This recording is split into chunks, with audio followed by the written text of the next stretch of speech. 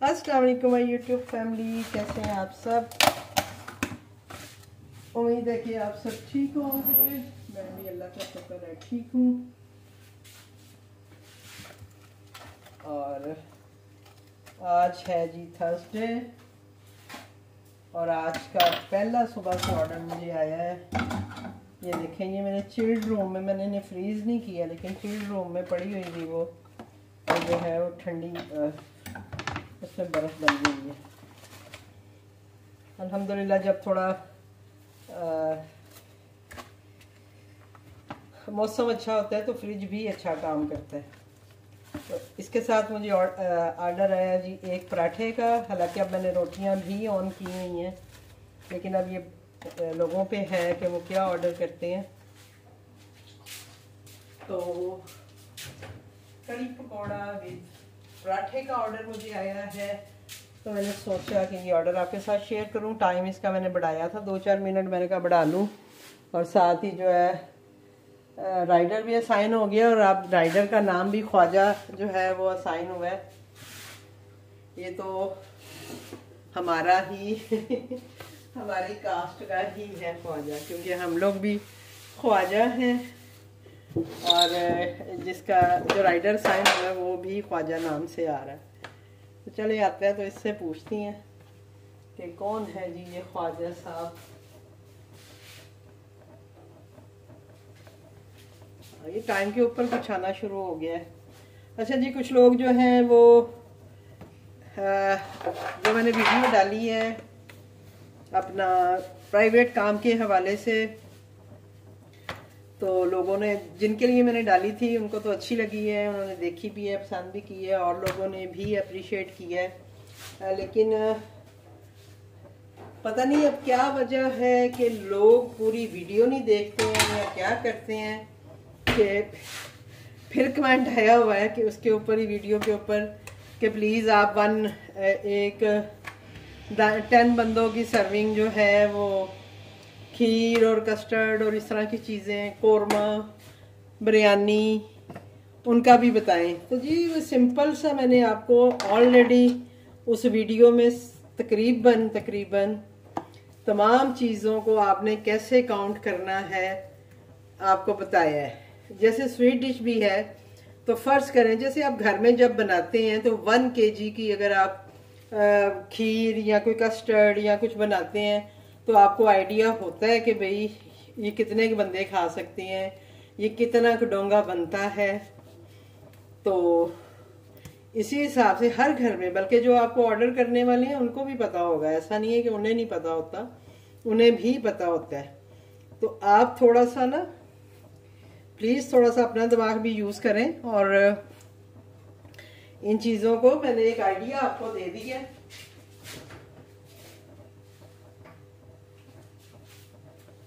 मेरा काम था आपको आइडिया देना, मैंने आपको आइडिया दे दिया कि आपने काम कैसे करना है। बाकी अब आपका काम है कि आप उन चीज़ों को थोड़ा सा बेहतर तरीके से लेके चलें, और थोड़ा सा आइडिया आप खुद भी लगाएं कि भैया आपको कैसे काम करना है, क्या करना है। जितने भी होम शेफ्स हैं जो घरों में काम करने वाली हैं, वो तो ऑलरेडी उनको पता होता है कि हम क्या चीज़ बनाएंगे, कौन सी चीज़ कितने लोग खा सकते हैं, ज़्यादा खाने वाले हैं तो कितनी चीज़ चाहिए होगी, कम खाने वाले हैं तो हमारा कितनी चीज़ में गुजारा हो जाएगा। तो ये सारी चीज़ें ऑलरेडी जो है आपको पता होती हैं, तो उसी के हिसाब से आप जो है ना अपना काम देखेंगे, अपनी चीज़ों को मैनेज करेंगे। ठीक है जी। बाकी आप सबका बहुत शुक्रिया वीडियो पसंद करने के लिए, और इतने अच्छे प्यारे प्यारे कमेंट करने के लिए। बाकी मंच बॉक्स वाली जो मेरी है बेटी, उन्होंने अपना लिखा हुआ है कि आंटी आप बहुत वीक लग रही हैं। तो बच्चे में वाकई में यही तो प्रॉब्लम चल रही है कि मेरा वेट जो है वो काफ़ी कम हो गया है और वीकनेस चल रही है, इलाज चल रहा है। अभी आज भी मैंने घर पे बुलाया हुआ था ब्लड टेस्ट करने वाले को। अभी मैंने अपने ब्लड टेस्ट करने के लिए दिए हैं, अब कल वो उनकी रिपोर्ट आएगी और उसके बाद फिर मैं स्पेशलिस्ट डॉक्टर के पास जाऊंगी दिखाने के लिए, क्योंकि नॉर्मल डॉक्टर से मैं दिखा रही हूँ, मेडिसिन खा रही हूँ, लेकिन उस तरह से फ़र्क नहीं पड़ रहा। तो अब सब यही मशवरा दे रहे हैं जी कि आप किसी स्पेशलिस्ट को दिखाएं, ऐसे तो ठीक नहीं है यानी। तो ये है कि थोड़ी सी बेहतरी आई है, मुझे अपनी तबीयत में लगती भी है। जैसे कि मैं थोड़े से मैंने वॉक शुरू की है अपना शाम के टाइम, बहुत कम यानी बहुत ज़्यादा टाइम तो नहीं, लेकिन 5-10 मिनट 15 मिनट मैंने, पहले दिन मैंने 10 मिनट की थी, कल फिर मैंने 15 मिनट वॉक की है बाहर अपनी रोड पे। तो मैं कोशिश कर रही हूँ कि मैं थोड़ा सा अपने आप को जो है मोटिवेट करूं और ख़ुद को ठीक करूं, क्योंकि मैं ऐसी बिल्कुल भी नहीं थी और ना मुझे ऐसे रहना अच्छा लग रहा है। पर अपनी तबीयत को लेके मैं थोड़ी खुद भी अपसेट हूँ। और काम आता रहता है तो बंदा काम के साथ बिजी रहता है, काम नहीं होता तो फिर ज़ाहिरी बात है मैं सारा दिन बैठ के सोचती रहती हूँ ये क्या हो गया मुझे, वो क्या हो गया, या फिर यूट्यूब पे मुख्तलिफ वीडियोस देखती रहती हूँ बीमारियों की, और जो वीडियो देखती है लगता है जैसे मुझे भी यही चीज़ हो रही है। तो मैं इससे भी थोड़ा बाहर निकलना चाहती हूँ खुद भी, क्योंकि मैं ऐसी हूँ नहीं, मैं इस तरह की चीज़ें, बल्कि अगर बेटी का भी बात करे तो मैं उसे डांट देती होती थी कि तुम क्या हर वक्त यूट्यूब देख के कहती रहती हो ये हो गया वो हो गया। तो अब मैं खुद भी ऐसी हुई हूँ, मैं भी सारा दिन यूट्यूब देखती रहती हूँ और अपने आप को कितनी बीमारियां मैंने खुद ही लगा ली हैं। बाकी अल्लाह रहम करे, आप सब ने मेरे लिए दुआ करनी है कि अल्लाह ताला जो है वो सब पे अपना फजल करे, सब बीमारों को शिफा दे, ख़ास अपनी रहमत रखे सबके ऊपर ही। बस ये भी ज़िंदगी का हिस्सा है, तो यही सब चल रहा है बच्चे। बस तो इंशाल्लाह अल्लाह करेगा कि मज़ीद बेहतर हो जाऊंगी। और क्या क्वेश्चन था कोई मेरे ज़हन में, जब मैं ये बना रही होती हूँ फिर मुझे क्वेश्चन भी नहीं याद आते, बाद में मुझे याद आते हैं। तो हालांकि मैंने जो घर से काम करना है प्राइवेट, उसके ऊपर ऑलरेडी 2-3 वीडियोस ना लास्ट ईयर मैंने बना के डाली थी, लेकिन मुझे अभी हुआ मैंने कहा शायद लोगों ने नहीं देखी, तो चलो कोई बात नहीं मैं फिर से डाल देती हूँ। तो मैंने फिर से डाल दी है, इसीलिए मैंने दोबारा से बनाई है और दोबारा से उसको अपलोड किया है, जस्ट आप लोगों की हेल्प करने के लिए कि चलो अगर आपकी इससे कोई हेल्प हो सके, आप अपना काम मज़ीद बेहतर कर सकें तो मुझे भी खुशी होगी। तो प्लीज़ जो लोग भी हैं वो वीडियो ज़रूर पूरी भी देखा करें, और उस पूरी वीडियो में से जो है ना आपको सारी चीज़ें मिलेंगी। मैंने आपको राइडर काम कैसे करना है, प्राइसिंग कैसे करनी है, ये सारी चीज़ें मैंने बड़ी डिटेल में आपको बताई हैं। अब वो प्राइस की जहाँ तक बात है तो देखिए प्राइस तो हम अपने एरिया अपने, वो तो हमेशा मैं कहती हूँ कि आप अपने एरिया के हिसाब से, अपने क्या कहते हैं उसको, परचेजिंग के हिसाब से आपको अपने प्राइस रखने होते हैं। मैं आपको एग्जैक्ट प्राइस नहीं बता सकती, मैं ये है कि थोड़ा बहुत आपको बता सकती हूँ, आइडियाज़ दे सकती हूँ, बाकी प्राइसिंग वगैरह जो है वो आपने खुद ही करनी है अपनी चीज़ों की, वो ही बेहतर रहेगा आपके लिए। अदरवाइज़ ये ना हो कि आप लोगों को नुकसान हो जाए और फिर आप कहें जी कि आंटी ने हमारा नुकसान कर दिया, आंटी ने हमें ये बताया था या ये हुआ था।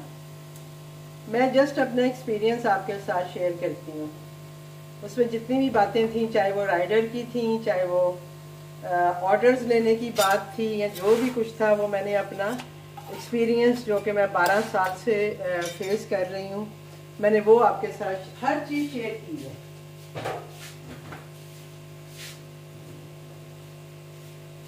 मैंने उसमें मेरा ख्याल है कोई भी बात जो है वो स्किप नहीं की कि जो मैंने आपको ना बताई हो।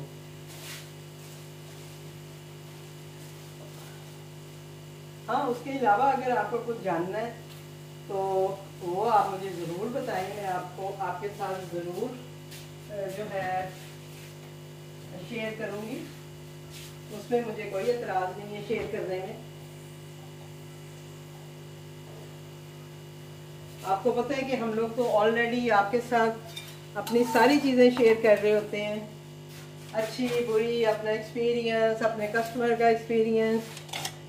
हाँ मुझे आया दिमाग का, मुझे याद आया, मैं कल वो मंच बॉक्स वालों की मंच बॉक्स कह रही हूँ, फ्लेवर फ्यूजन जो है लाहौर से, मैं उनकी वीडियोस देख रही थी, तो उनमें उन्होंने जिक्र किया था जी कि उनके साथ किसी ने फ्रॉड किया है, कस्टमर ने, कि खाना खा के और नॉट ईटेबल फूड का उन्होंने कैंसिल किया ऑर्डर। तो मैंने उनको वहाँ पे भी जो आप उनके कमेंट के नीचे जो मतलब वीडियोस के नीचे कमेंट कर दिया था, लेकिन बाकी आप सब लोगों के लिए भी ये है कि बिल्कुल कस्टमर ऐसा करते हैं और ये आपका हक बनता है कि आप अपना जो फूड पांडा वाले हैं उनसे पूछें भाई कि हमारे साथ ऐसा क्यों हुआ है। एक ये बात मुझे याद आई कि मुझे आपसे डिस्कस करनी थी, तो मैंने उन्हें भी मशवरा दिया, क्योंकि उन्होंने बताया जी मैंने फूड पांडा वालों से बात की और उन्होंने आगे से ये कह दिया जी कि अब हो गया कैंसिल ये वो।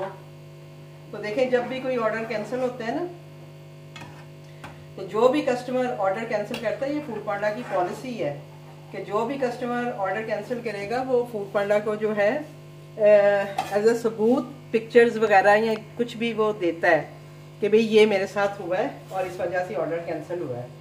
तो आपके साथ अगर किसी के साथ भी कभी ऐसे हो, तो आपने सबसे पहले जो है उनसे ये पूछना है जी कि हमें इस चीज़ का सबूत चाहिए कि हमारा ऑर्डर क्यों कैंसिल हुआ है, कस्टमर ने क्यों कहा है कि ईटेबल नहीं था, हमें सबूत दें। जब वो आपको सबूत दें तो फिर आप उसको कंफर्म कर सकते हैं कि हाँ भैया उन्हें बात कर सकते हैं कि ये बात है। तो और वो ऑर्डर जो है ऐसे ही कैंसिल नहीं होता जब तक कि कस्टमर भी फूड पांडा को सबूत ना दे दे। तो आप उनको जो है क्या कहते हैं उसको, उनसे तो एक तो ये बात करें और अपना जो ऑर्डर है वो आप पेएबल बना सकते हैं, क्योंकि जब ऐसा ऑर्डर कोई कैंसिल होता है तो वो फूड पांडा उस पर पोर्टल पे जब ऑर्डर्स हैं वहाँ पे वो शो हो रहा होता है कि भाई आपका ऑर्डर जो है वो पेएबल नहीं है। लेकिन जब आप उनसे सबूत मांगेंगे और उनसे बातचीत करेंगे तो वो मजबूर होंगे आपका ऑर्डर जो है उसको पेएबल करने को। हमने मेहनत की होती है, खाना बना के दिया होता है, तो ऐसे कैसे वो हमारा ऑर्डर कैंसिल कर सकते हैं। तो आपने ये लाजमी करना है, उनसे सबूत मांगना है फूड पांडा वालों से, क्योंकि एक दो दफ़ा हुआ ऐसा, मेरे साथ भी हुआ था। मैंने मेरे ख्याल में पहले भी कभी जिक्र किया होगा कि मेरे साथ जब हुआ था तो मैंने उन्हें कहा था जी मुझे सबूत दें, और उन्होंने मुझे पिक्चर भेजी थी कि भाई ये सबूत है आपका। बर्गर्स, मेरे तो बर्गर्स थे, तो उसमें उन्होंने कहा था जी अंडा नहीं डाला हुआ।